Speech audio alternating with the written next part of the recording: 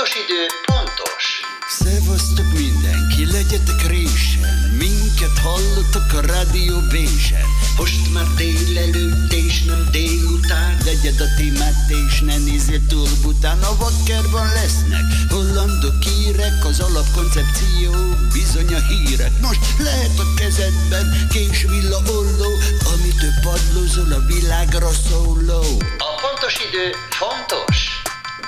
Jó reggelt kívánok mindenkinek, ez itt a világra szóló, a slágereknek a nagyon-nagyon-nagyon fontos helye a Rádió Bézsen. Vannak veletek dolgok, amiket összekevertek dolgokat a szezont a fazonnal? Mint most te, mint? Most valami miatt, nem tudom. Nem, Csabi, megpróbálsz majd a mikrofonba beszélni? Jó? De... Sorry. A Steve köszöntését, meg a bemutatását kihagytuk. Ezt kihagytam, jó. Tehát akkor nem baj, első nap. Nem, az a baj. Steve még nem rádiózott soha. Az a gondom, hogy tudjátok, mindig kell írnom egy ilyen kis összesítőt, hogy mi várható a mai adásban. Mivel nem tudom, hogy mi várható, mindig blöffölök, és most azt írtam ajánlóba, hogy megpróbálunk egy limitet magunk elé állítani, hogy 15 baki lehet a mai 2 órás műsorunkban, ami 10 órát. Ebből 6-ot elhasználtam. Hát 3-at elhasználtam. Amikor túllépjük a 15-öt, én ezt így jelzem, és gyakorlom, meg írom, meg csinálom, ezt a gyakorlomat is már bakinak lehetne nevezni. Oké, 4 baki van. Ha elérjük a 15 bakit, hibát, hibázgatást, pici zökkenést a műsorba, a 15 baki után, minden baki után az, aki bakizik, 5 fekvőtámaszt csinál. Hát ez jó ötlet. Jó, de akkor ne bakizzatok, jó? Akkor ne bakizzunk. Akkor elkezdem. De akkor mindenkinek külön írod? Vagy te mondhatsz, te bakizhatsz 15-ször, és van. onnantól, ha mi egyet, akkor nekünk már jár a fekvőtám. Így van, ez az igaz, ez fair. Összesen, közösen 15-öt bakizhatunk, amiből 4 lement, jó? Mert én elrontottam. Jó, de ha valaki nagyon jót mond, azzal így visszatudja egy picit. Nem, nincs ilyen, nem lehet. Nagyon kell figyelnünk, koncentrálni, ez egy koncentrációs játék lesz az egész. Nézzétek, és ezt valaki javasolta neked? Nem, én találtam ki. Ez spontán. Steve ilyet is tud, improvizál. Ezt már tegnap kitaláltam, mert tegnap meg kellett írnom. Hát akkor azért volt ez a baki, mert már erre koncentráltál, hogy ezt így betud. Hát ez elő volt profi. Egyébként rádióztam a Harsányi Levi barátommal, egy ilyen reggeli rádióműsort csináltunk, 1 évig voltunk benne. Hát nagyon nehéz volt, mert reggel 4-kor keltem. 4:30 indultam el otthonról. Gondold el, hogy a haverjaim akkor mentek haza bulizásból, amikor én mentem dolgozni. Iszonyat. Nekem már ez is megterhelő, hogy 10-re járunk ide. Tehát ez is olyan, mintha nem tudom, milyen időutazás lenne. És a Levi, mi az Önindító című műsort csináltuk, ez egy reggeli műsor volt abban a rádióban, és az első nap a beköszöni, előtte az Önindító előtt egy másik rádióban dolgozott a Levi, de hát már előtte 15 éve rádiózott, a Kukoriba, az volt a reggeli műsornak a címe, Kukori. Arra emlékszem. És a legelső mondat, jó reggelt kívánok mindenkinek, ez itt a Kukori, és nagyon kellemetlen volt, úgyhogy... Akkor ezt tőle tanultál. Tőle lestem el. Néztétek egyébként tegnap a futball Európa-bajnokságot, meg úgy követitek? Igen. Kinek drukkoltál? Hát... De már csak az esti meccsen. Mi az, hogy kinek? Hát a magyaroknak. Az természetesen, persze, hogy nem a németeknek, bár osztrák suliba jártál. Hát osztrákba jártam, ami ugye... Az nem német, bár Németországban éltünk, amikor tényleg, kicsi voltam Berlinben, úgyhogy egyébként a németeknek is drukkolhatnék, de hát természetesen a magyaroknak drukkolok minden világversenyen, ahol ott vannak. Úgyhogy... de jó. Csabi, te követett szemmel tartod egyébként a foci EB-t, mert mindenki ebbe, tudod, néha aktuálisnak kell lennünk, hogy gondolj, milyen jó lesz, hogy ez a műsor ismétlésbe biztos nem fog menni, kivéve szombat este, amikor mindig az ismétlése megy, mert ugye aktuális dologról beszélünk most a foci Európában. Tudod, hogy van ilyen? Tudom, de hát hol van? A mexikói világbajnokságról is beszélünk, pedig az már nem most volt. Hát az 86-ban volt, és az kudarc volt. És az kudarc volt. Én úgy készültem föl rá nagyon komolyan, hogy nem igazán bízom ezekben a gyárilag kapható pattogatott kukoricával, mint amit Róman De a focitó hogy egy? De jó. Mert én még, igen. Nem, én átmentem egy mozi hálózatnak a büféjébe, kértem egy nagy menüt, ugyanis most már lehet kapni, tudod, oda tasznak eléd egy ilyen 1,5 literes üdítőt, és lehet kérni egy nagyon nagy kukoricát, és pluszban, ha fizetsz 300 forintot, akkor cheddar sajtos kukoricát kapsz. Ez most a legújabb. És ez kézzel eszed? Elképesztő. Fogtam, hazavittem, és ott megnéztem. Jó ötlet. A meccsnézésre. Ezt én is megcsinálom a hétvégén, mert én eddig a Domi menü, azt én már kipróbáltam, egy jó gyors étterem lánc. Meg is etted? Vagy persze, csak úgy simogattad kicsit? És... Megettem, és nagyon jó volt. Jó lett? Tényleg jó lett, bár egyébként állítólag ezek meglévő termékek, és csak így összerakták őket. Ő válogatta. Ő válogatta össze. Ja, mert igen, mert mondjuk így, igen, ennek így van értelme, hogy Domi kedvencei, tehát ő a kedvencei, de a szósz az újdonság, az Domi szósz. Igen? Nem volt ilyen? Én, mint hogy ezt a mustárosat már azt mondta, volna. hogy az erős pistát átnevezték. Domi szósznak? Igen, mert eddig erős, mert ilyen csípős majonéz. Ja. De nagyon finom volt. Eszel ilyet egyébként? Nem, de hát de hát a szoboszlai neve rajta. Persze, hát akkor ez azt a Domi kell. kedvenc, ezt ki kell próbálnom. Illetve megvettem róla egy ilyen újságnak hát azért azt nem, de van egy ilyen külön kiadás, egy újság, úgyhogy azt megvettem. Nem, szakmailag ott írnak róla. Például? Még nem olvastam el, még csak van a címlapon, még csak...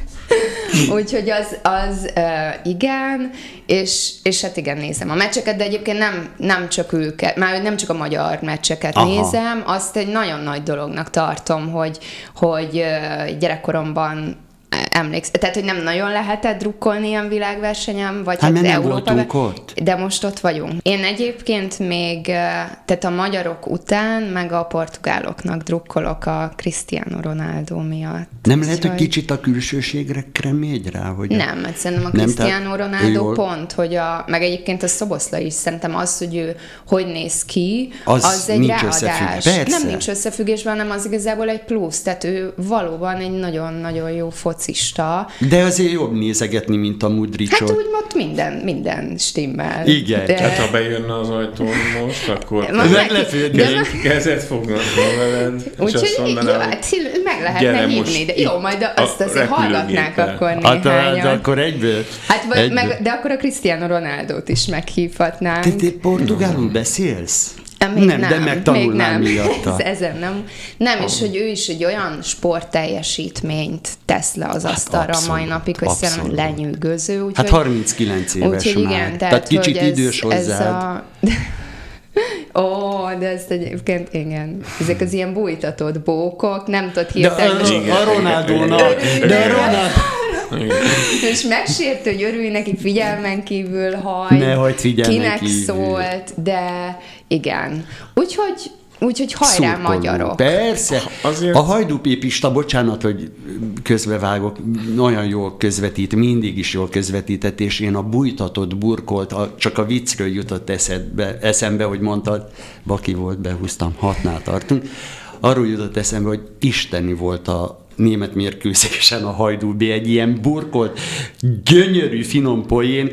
A Marco Rossit mutatják, és mondja Hajdú B. Pisti, hogy hát a Marco Rossi is a klasszikus, szokásos eleganciával, bár ritkán látni Markót pólóban, de, és mondom, de hogy lehet valaki ilyen zseniális? Nem őt kéne elhívni. De hát ki van Németországban? Majd, ha visszajön. Hát jó, őket, jó, akkor így leszünk hárman, a Csabi, a Hajdúbin, meg én.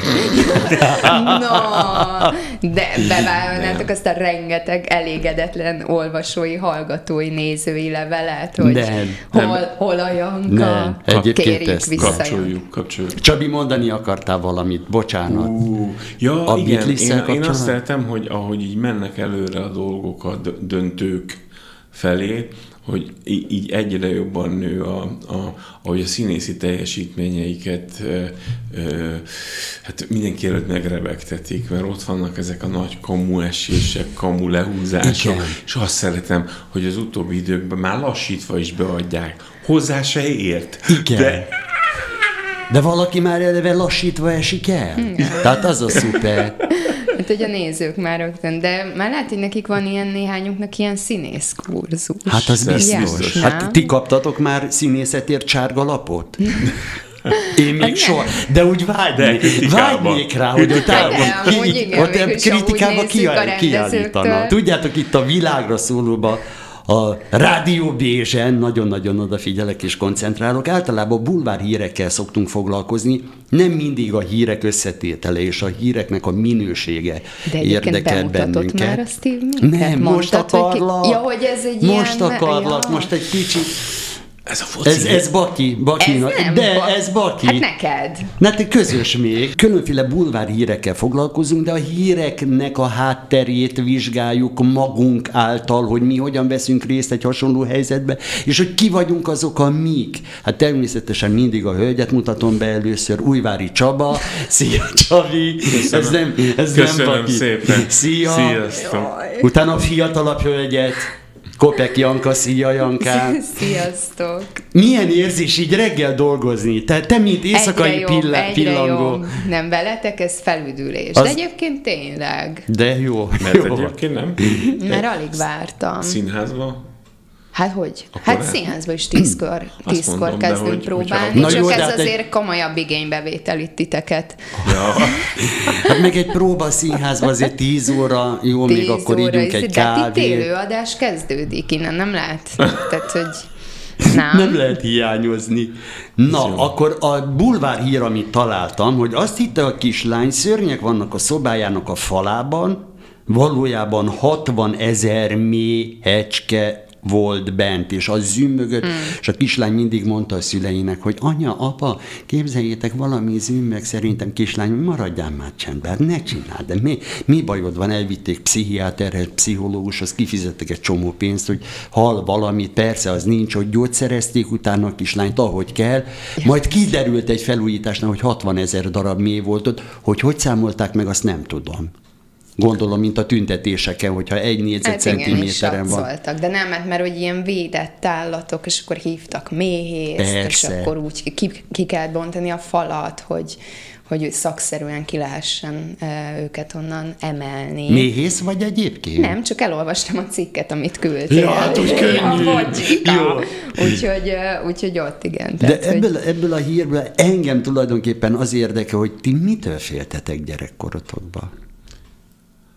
Hát először is a nagyon sötét, óriási folyosó, ami egyébként 2,5 méter volt, már felnőtt szemmel, ami az ágyamtól a WC-ig tartott, oda nem mentem. Amitől én nagyon féltem, az egyszer volt egy álmom. Na. 10 éves lehettem, 12. Tehát a John Lennon temetése után 2 évvel. Igen.